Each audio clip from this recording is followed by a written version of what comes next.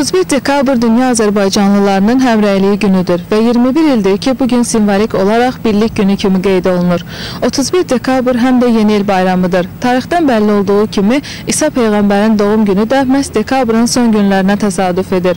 Beləcə bu bayram bütün dünyada həm yeni ilin gəlişini, həm həyatın ölüm üzərində qələbəsini, həm də milad gününü özündə birləşdirib. Maraqlıdır, xalqımızın mühüm hesab etdiyi bayram hansıdır? Həmrəylik günü, yoxsa yeni ilə yol açan milad bayramı? 31 dekabrı yeni il kimi qeyd edirsiniz, yoxsa həmrəylik günü kimi? Həmrəylik günü kimi, eyni zamanda yeni il bayramı kimi.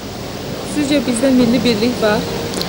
Bizdə milli birlik var və olacaq. Həm həmrəylik günü kimi qeyd edirik, Azərbaycanın həmrəylik günü kimi qeyd edirik, həm də yeni il günü, yəni həm də yeni il kimi qeyd edirik. Bizdə milli birlik olmayıb, heç olmayacaqdır.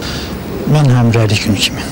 Bütün dünyada keçilən bayramda, amma mən bu günü, 29-cu günün həmrəylik günü bayramı eləyəcəm. Sizcə bizdə milli birlik var? Var. Siz necə qeyd edirsiniz 31 dekabrı? Həmrəylik. Sizcə milli birlik var? Yox.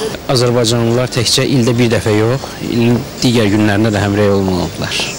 Bizdə birliyi nədə görürsünüz? Bir dildə danışmaqdır.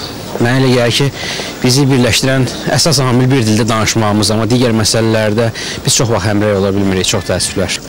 Var birlik, ancaq ümumi həmrəylik birliyi yox. Heç bir gün kimi qeyd edəmirəm. Əlbəttə həmrəylik günü daha önəmlidir. Necə fikirləşirsiniz? Bizdə milli birlik var? Milli birlik hələ də yoxdur. Milli birlik var ya, ancaq çətin zamanında indi bilirsən də onu. Birliyi nədə görürsünüz? Birliyi əzilən kütlədə görürəm, başqasında yox, yuxarılarda görmürəm. Həmrəylik də bizim üçün vacibdir, yeni il də bizim üçün vacibdir. Həm həmrəylik, həm yeni il kimi. Bu bayramları, gözəl münasibətləri siyasətləşdirmək mən tərəfdarı deyirəm. Bayramsa bayram kimi keçirmək lazımdır, sevinmək lazımdır. Ümumiyyətlə çalışmaq lazımdır ki, çox gülmək, sevinmək, bu həyatda pozitiv hisslər çox lazımdır. Valla öyle olur, həmrəylik günü kimi elədir, elə də olur ki, yeni il kimi. Hər ikisi önəmlidir. Əslində yeni il daha Azərbaycandan bayramı deyil, daha bizə gəlmə bayramı da, xristiyanlardan gəlmə bayramı. Amma Azərbaycanla qeyd edir, biz də indi daha adət halına çevrilir indi Azərbaycanda. Əlbəttə, ilk növbədə həmrəylik günü kimi, sonra da yeni il kimi.